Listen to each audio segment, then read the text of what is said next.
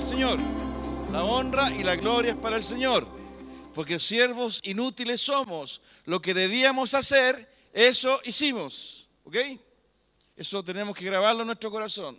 El Espíritu Santo nos lleva a eso, ¿no? La Biblia dice que Dios produce el querer como el hacer, según su santa y bendita voluntad, ¿no? Así que no es mérito nuestro, no es mérito, ¿verdad?, de nuestras capacidades. El Señor usa eso cuando se lo rendimos y lo ponemos a sus pies, pero la gloria es de Él. Amén, aleluya. Abra su Biblia, por favor, en Mateo capítulo 9, del versículo 35 en adelante. Mateo 9, del 35 en adelante.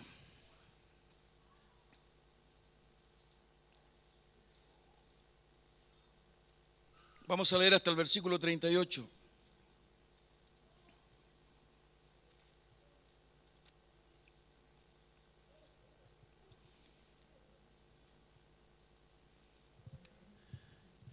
Quería avisarle también a la iglesia que ha fallecido nuestra hermana Inés Muñoz. Ella fue madre de nuestra hermana Mónica Ratia.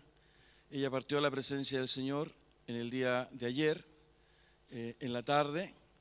Ella en este momento, ¿verdad?, la estamos velando aquí en la capilla. Es una hermana que se bautizó en esta iglesia el año 2004, ¿verdad? Una hermana muy conocida y querida, conocida en el Círculo de Oro, ¿verdad? Así que queremos invitar a la iglesia, vamos a tener un servicio a las 14 horas aquí atrás en la capilla. ¿Ya? Ahí vamos a dar más información, ¿no? Para que ustedes sepan, queridos hermanos. Muy bien, vamos a leer Mateo 9 del 35 en adelante. Dice: recorría Jesús todas las ciudades y aldeas, enseñando en las sinagogas de ellos y predicando el evangelio del reino y sanando toda enfermedad y toda dolencia en el pueblo. Y al ver las multitudes tuvo compasión de ellas, porque estaban desamparadas y dispersas como ovejas que no tienen pastor. Entonces dijo a sus discípulos: a la verdad, la mies es mucha, mas los obreros pocos. Rogad pues al Señor de la mies que envíe obreros a su mies. Tengamos un momento de oración. Amado Dios, bendito Señor, ten misericordia de nosotros. Ten misericordia, Padre mío. Ten misericordia, Señor. Ayúdanos en esta hora, Dios mío, a poder entender tu palabra.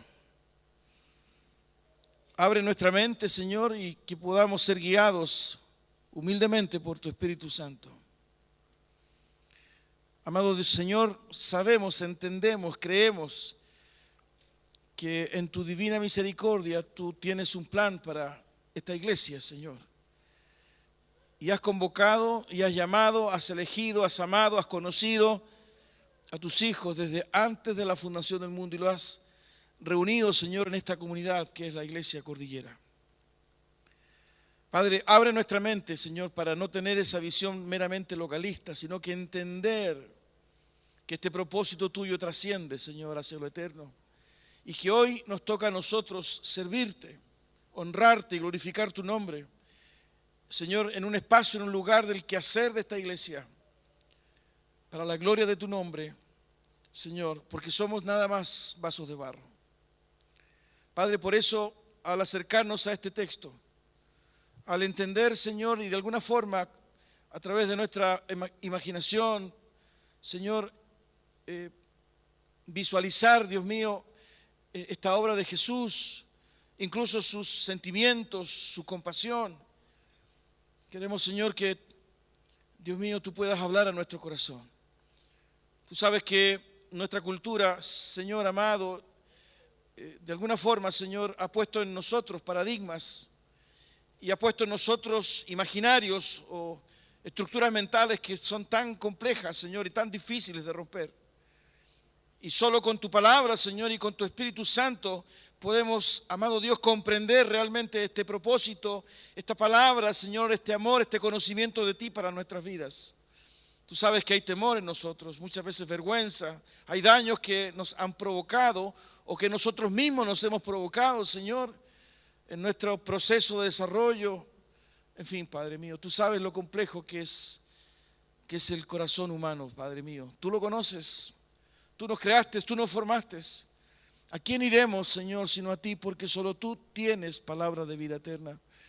Por eso, en el nombre de Jesús, papito, yo te suplico, Dios mío, que nada interfiera la lectura, la meditación y la predicación de tu palabra para la gloria de tu nombre, Señor. En el nombre de Jesús. Amén. Hermanos queridos, quería compartir esta porción de texto porque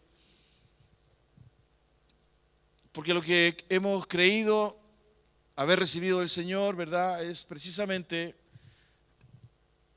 esta instancia de servicio y de compromiso con la obra del Señor. Y ustedes son testigos. Desde el primer momento que llegamos con mi esposa, el año 2012, que luego de un periodo extenso de buscar en la palabra del Señor esa sanidad para nuestro corazón, el Señor fue colocando en nosotros, ¿verdad?, que es algo que la iglesia ha tenido, porque no lo trajimos nosotros, es algo que la iglesia ha tenido siempre, ¿no?, que es el servicio, este concepto de ser vaso de barro, como dice Pablo, para mostrar las riquezas de su gloria y poder alcanzar, que es el propósito incluso de la iglesia primitiva, alcanzar a otros con este evangelio. La iglesia primitiva decía, no podemos dejar de decir lo que hemos visto y oído. Nosotros, de manera muy humilde, hemos dicho, no podemos dejar de decir lo que hemos visto y vivido. Y en esa convicción, ¿verdad?, de alguna forma, y por eso estos espacios comunitarios, por eso el cafecito, el jugo, por eso el abrazarse, para ir adquiriendo absolutamente esta sensibilidad de ser una comunidad de Dios, y perdonen que sea majadero de repetir nuevamente, ¿verdad?, este concepto. Lo que sucede, ¿verdad?, es que el bombardeo permanente de nuestra sociedad que nos atomiza, ¿verdad?, es muy fuerte. Por consiguiente, ¿verdad?, hoy día nos acercamos precisamente a la iglesia muchas veces con ese pensamiento.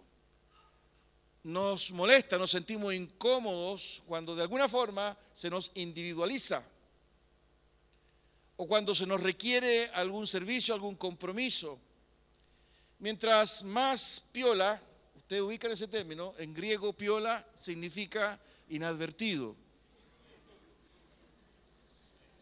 Mientras más piolita pasemos, mejor.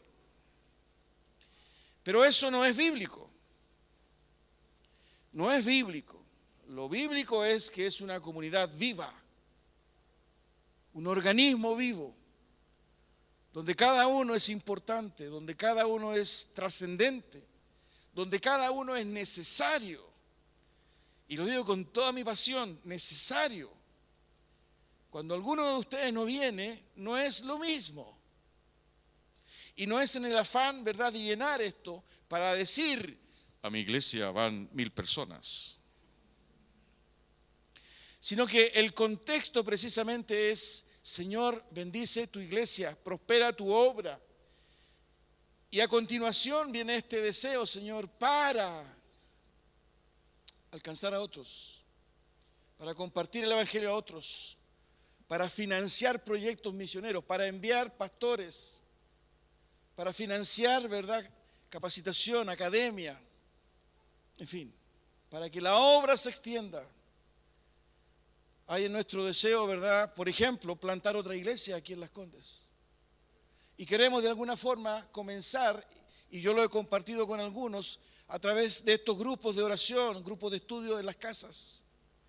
Tenemos que idear una estrategia porque la ciudad es muy grande, porque las distancias son enormes, porque los trabajos agotan. Y el Señor tiene que darnos esa creatividad para juntarnos en las casas y creer que en alguno de esos grupos se van a levantar nuevas iglesias, que a lo mejor nosotros nos vamos a ver, pero es el reino de Dios. Y es esa la visión que tenemos que tener, ¿verdad? Porque la lucha es tremenda. Ustedes saben que esta semana se aprobó en la Cámara de Diputados, ¿verdad?, esta ley de la despenalización del aborto. Hermanos míos, y eso llegó y se va a quedar. Y mañana va a ser otra cosa y otra y otra y otra. Es una lucha muy fuerte.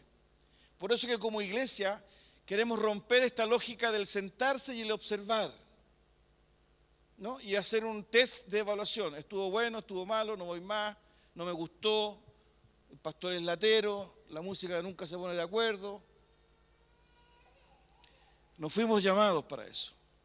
Y en lo que hemos leído hoy día, si usted se fija, hay 3 o 4 pensamientos que yo quiero compartir. El primero de ellos es el trabajo de Jesús. Si usted revisa, ¿verdad?, los versículos que leímos, hay un trabajo de Jesús. Recorría Jesús todas las ciudades y aldeas, enseñando en las sinagogas de ellos y predicando el evangelio del reino y sanando toda enfermedad y toda dolencia del pueblo. Recorría, enseñaba, predicaba y sanaba. Si él fue capaz de resucitar, ¿verdad?, ¿por qué mejor no se hubiese parado en la colina, ¿verdad?, o en el templo de Jerusalén, que todos crean? ¡Shh! Listo, todos creyeron. Porque esta es una lucha. Es 1 a 1. Se predica, se enseña, se va, se recorre, se ora, se intercede. Hay un trabajo que hacer. Y ese trabajo lo hacía Jesús. ¿Cómo creemos nosotros que vamos a ser capaces de llenar estas bancas, estas sillas, allá arriba, ¿verdad?, la mezanine, si no trabajamos? Si todo el tiempo estamos observando. Jesús trabajaba, incluso él lo dijo, ¿no? Mi Padre trabaja y el Hijo también trabaja. Pero nosotros hemos entendido otra cosa. Y fíjense, ¿verdad?, como siempre lo hemos dicho en esta tribuna, está en la concepción, ¿verdad?, de esta relación entre Señor y siervo, maestro y discípulo. Esas relaciones, ¿verdad?, me llevan a entender que tanto el Señor con su siervo como el maestro con su discípulo, ¿verdad?, obviamente relaciones muy distintas, tienen precisamente este factor y elemento en común, que el siervo hace lo que le dice su Señor y que el discípulo quiere ser lo que hace su maestro. Y si su maestro trabaja y su Señor le manda a trabajar, el discípulo, el siervo, ¿qué tiene que hacer? Trabajar. Y es lo que hacía Jesús. Y fíjense que si usted lee, ¿verdad?, ese versículo, esos versículos, incluso uno puede percibir un sentido de urgencia. En otra porción del texto, ¿verdad?, en otro evangelio dice, tengo que ir a las aldeas. Porque pareciera que los discípulos dijeron, quédate acá, en fin, descansa. Pero ¿cómo voy a descansar? Estoy haciendo una paráfrasis. Tengo que ir a predicar, tengo que ir a las aldeas, tengo que avisar. Hay buenas noticias, eso es evangelio. Hay buenas noticias. Fíjense que el evangelio, el cristianismo, es tal vez la única doctrina, por decirlo de alguna forma, que plantea derechamente esta actitud, ¿verdad?, audaz, esta actitud estratégica de ir y compartir. Hoy día se ha sentado, ¿verdad?, en nuestra sociedad, en nuestra cultura, esta concepción de que tú puedes creer lo que tú quieras, porque yo creo lo que yo quiero. Si tú no me molestas o yo no te molesto, perfecto. Incluso podemos participar del mismo culto, total, todos los caminos llegan a Roma. ¿No? Y tenemos la Pachamama, y tenemos, ¿verdad?, el arquitecto, y hay una mezcla, ¿verdad?, absoluta, que confunde, absolutamente. Entonces, en un momento andamos buscando a un Dios, y en otro momento estamos buscando una divina. En un momento estamos prendiendo una vela, y en otro momento estamos viendo el tarot. Así es nuestra cultura. Y a veces nosotros caemos en eso también. Porque de alguna forma somos permeados por esta cultura. Pero el evangelio, ¿verdad?, es uno solo. La iglesia, ¿verdad?, no es una alternativa más.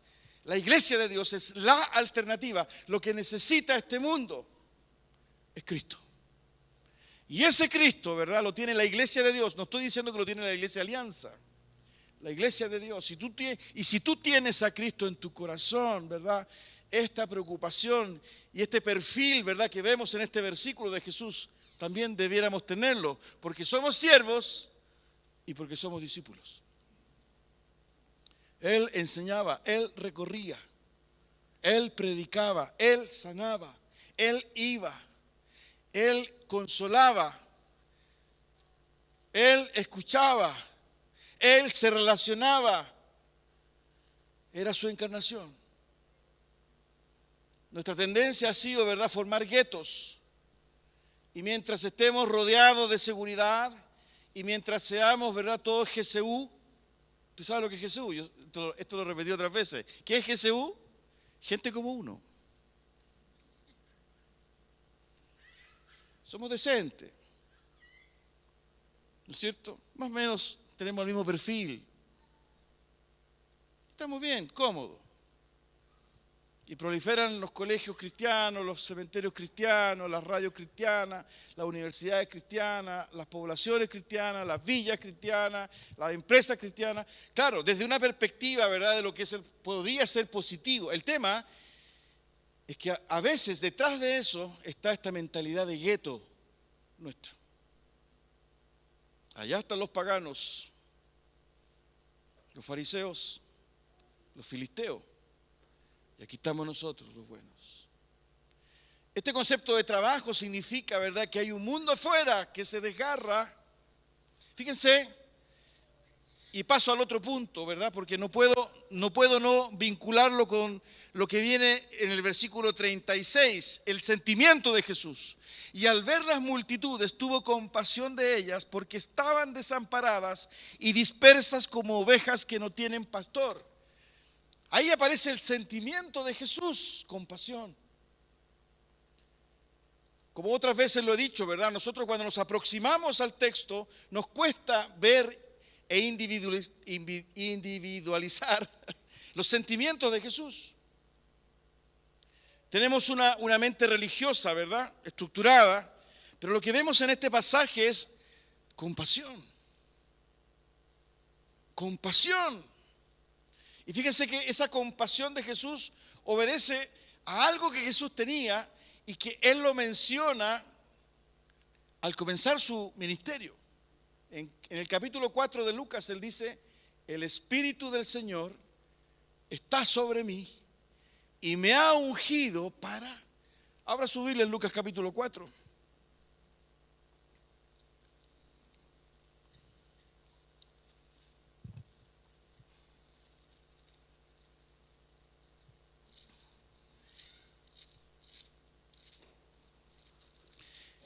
Versículos 18. Voy a leer del 17, ¿no? Y se le dio el libro del profeta Isaías, y habiendo abierto el libro, halló el lugar donde estaba escrito: el Espíritu del Señor está sobre mí, por cuanto me ha ungido para dar buenas nuevas a los pobres. Me ha enviado a sanar a los quebrantados de corazón, a pregonar libertad a los cautivos y vista a los ciegos, a poner en libertad a los oprimidos, a predicar el año agradable del Señor. Ahí está su checklist. Esa es la pega de Jesús. Ustedes saben lo que es pega, ¿no? Para los hermanos extranjeros, pega significa en latín trabajo. Yo creo que es una de las primeras palabras que aprenden los hermanos, ¿no? Sí, pega.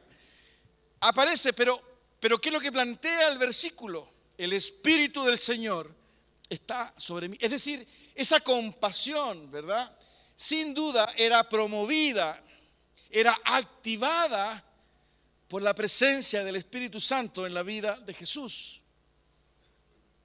Él era Dios. Y esta manifestación del Espíritu también era necesaria en su vida. La compasión. Por consiguiente, ¿verdad, hermanos amados? El trabajo de Jesús, esto de predicar, de recorrer, de enseñar, de sanar, de orar, ¿verdad?, era motivado por la compasión. Veía a las personas y sentía compasión porque eran como ovejas sin pastor. Es decir, había en él, ¿verdad?, un sentido de tristeza y de compromiso porque entendía la condición en la cual se encontraban las personas. Fíjense que esta figura del pastor, ¿verdad?, es una figura, una metáfora que está inserta en la Biblia de manera transversal. Y siempre es muy recurrida, ¿verdad?, por el texto bíblico. De hecho, si usted abre su Biblia en Ezequiel, miren, en el capítulo 34 de Ezequiel aparece ese capítulo, es un reclamo de Dios a los pastores. A los pastores, y es un capítulo que está orientado a la casta dirigente, a la casta política de Israel de aquella época. Pero miren cómo lo plantea, ¿verdad?, este profeta Ezequiel, capítulo 34, versículo 4 al 6. No fortalecen a la oveja débil, no cuidan de la enferma, ni curan a la herida. No van por la descarriada, ni buscan la perdida. Al contrario, tratan al rebaño con crueldad y violencia. Por eso las ovejas se han dispersado por falta de pastor. Por eso están a la merced de las fieras salvajes. Mis ovejas andan descarriadas por montes y colinas, dispersas por toda la tierra, sin que nadie se preocupe por buscarlas. Este pasaje está orientado al pueblo de Israel.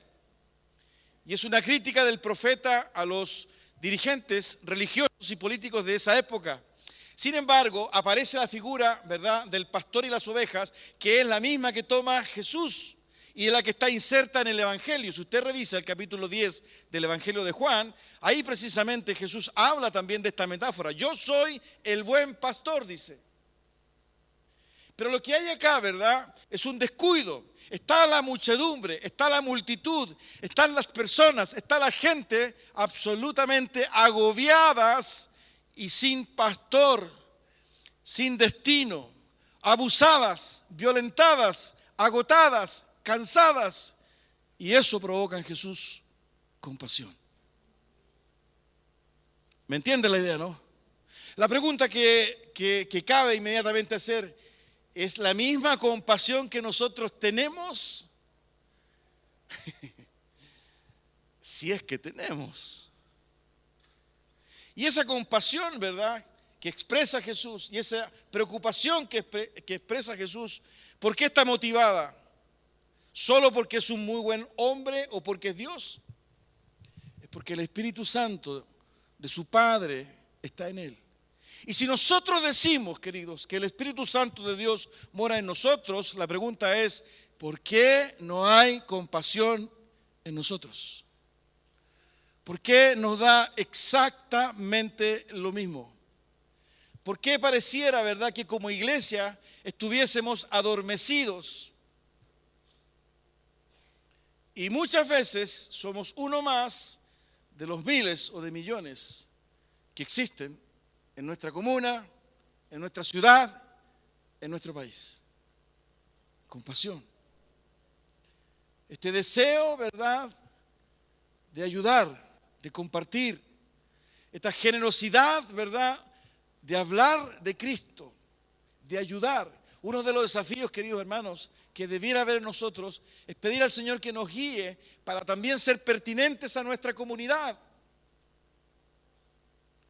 Que el Señor nos muestre, ¿verdad?, cómo poder bendecir a nuestra comunidad. A pesar de que usted tiene todo el potencial ya en este momento de hacerlo, en el lugar que Dios le ha puesto, en su trabajo, en su familia, en su blog, en su departamento, en fin, en su barrio, en su vecindario, donde usted se desempeña normalmente.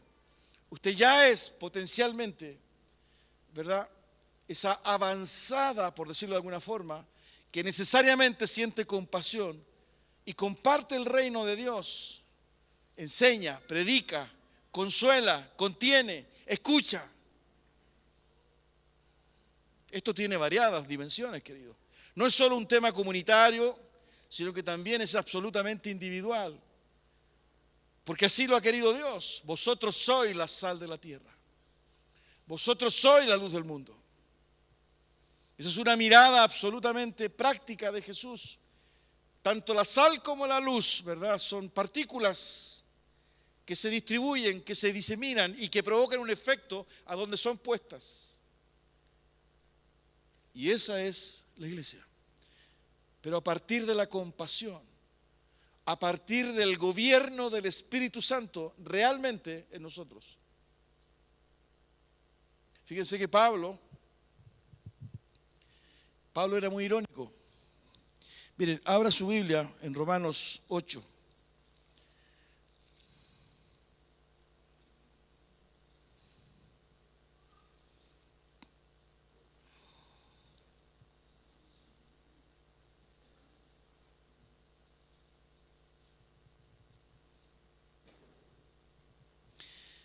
Versículo 9, Romanos 8, 9.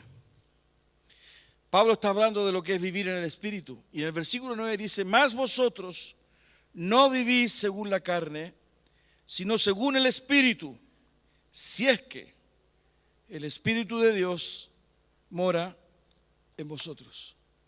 Si es que, llega a ser irónico, ¿no? Es decir, toda esta reflexión tiene sentido y toda esta certeza de que Dios mora en nosotros tiene sentido y me lleva a vivir realmente en la voluntad de Dios o vivir en el Espíritu si es que el Espíritu Santo de Dios mora en mí. Esta es una palabra absolutamente para la iglesia.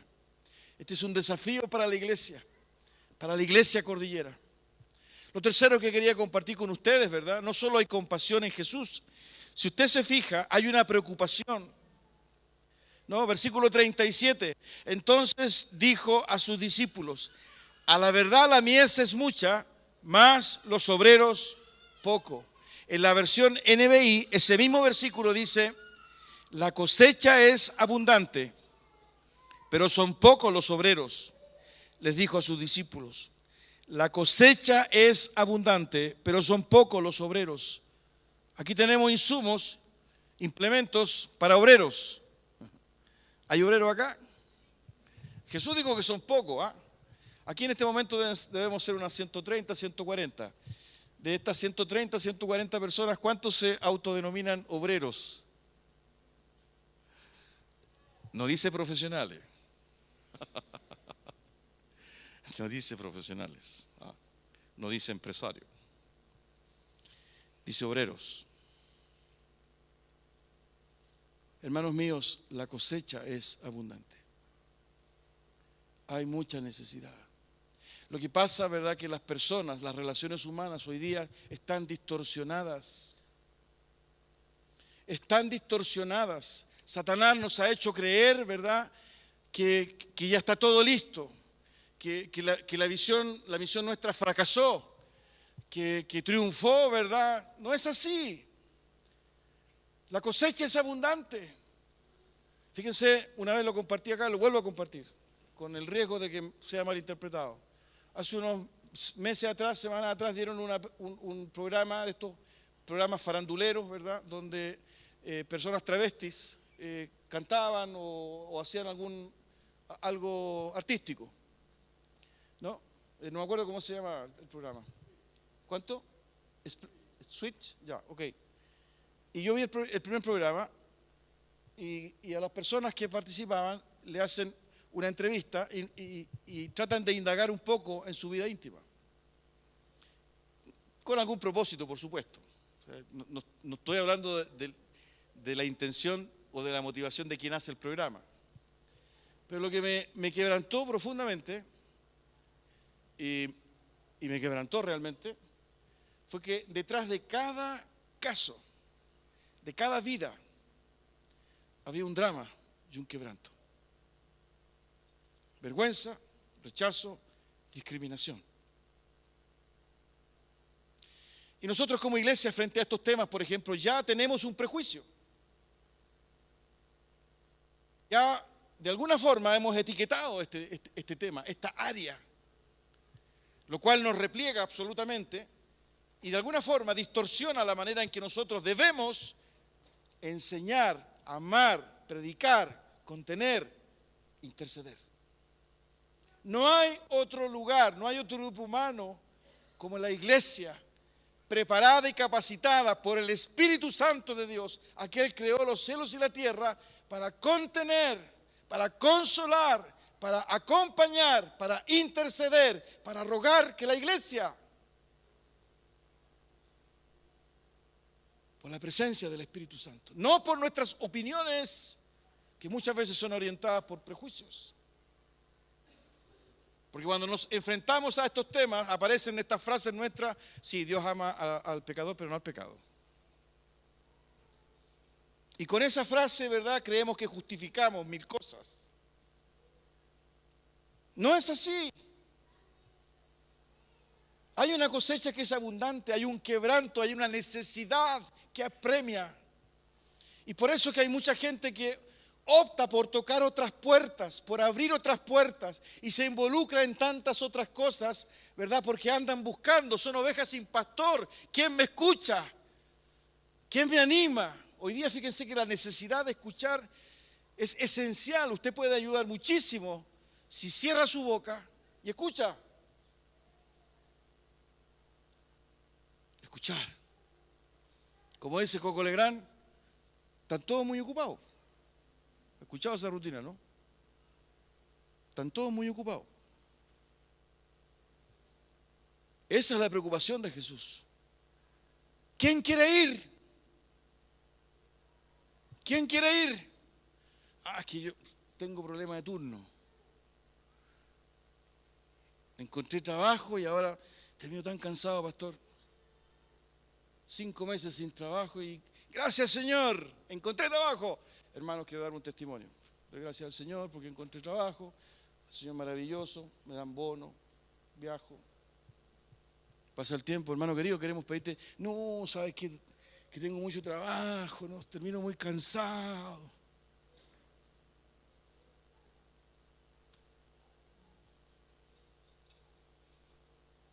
¿Quién quiere ir?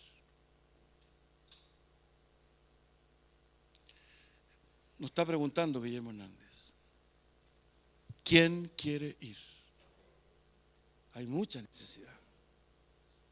Desde este mismo púlpito muchas veces hemos desafiado a cosas menores, a cosas pequeñas, pero no hay tiempo.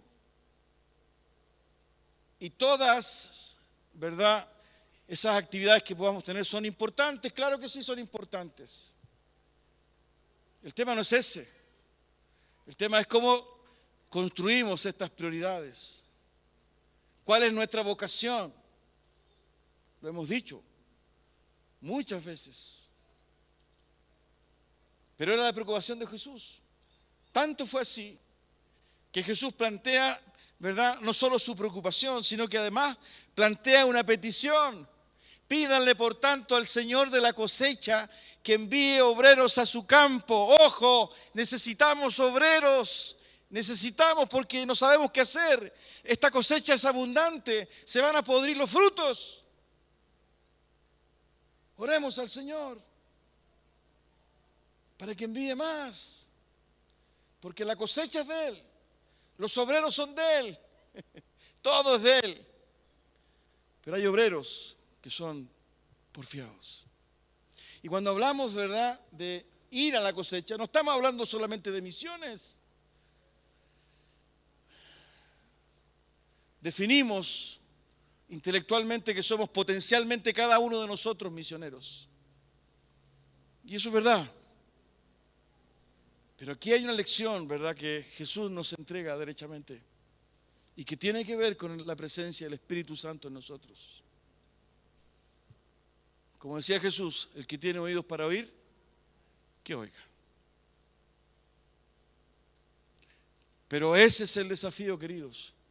Y por eso los estimulamos en el nombre de Jesús a que usted intencione su vida como un vaso de barro para que Él pueda mostrar las riquezas de su gloria y pueda obrar a través suyo. Porque usted ha sido llamado y ha sido empoderado. Romanos 5:5 dice que Dios ha derramado su amor en su corazón por el Espíritu Santo que le fue dado. Porque Dios quiere hacerlo a través de su pueblo, de sus hijos y de sus hijas. No a través de sus ángeles. Fíjense que si usted se fija, ¿verdad?, Jesús está recorriendo las aldeas. Jesús se revela en el campo, en el sector rural, en las aldeas, ¿no? No se revela a los capos, a los portentosos, ¿no?, a los que ostentaban el poder, la riqueza, sino efectivamente donde había una necesidad. Hermanos míos, queremos animarles a que este año esta frase Solo tu presencia hace la diferencia. No sea una frase mística. El cristianismo y el evangelio no es misticismo contemplativo, sino que precisamente, y así lo dice el versículo Juan 14, 21, tiene que ver con amar, que solo se materializa a través de la obediencia a los mandamientos de Jesucristo. Y en esa expresión, Él se manifiesta. Obediencia. Aquel que oye mis palabras y las hace. Compararé con un hombre sabio que edificó su casa sobre la roca. Y cuando vino la crisis, la dificultad, el viento, el mar, el río y todo eso, su casa permaneció. Pero aquel que oye mis palabras y no las hace, me compararé con un... La verdad que necio es una palabra que no nos dice nada, ¿no es cierto? Un necio. Pero que edificó su casa sobre la arena. Y cuando vino la crisis, grande fue su ruina. Tengamos un momento de oración.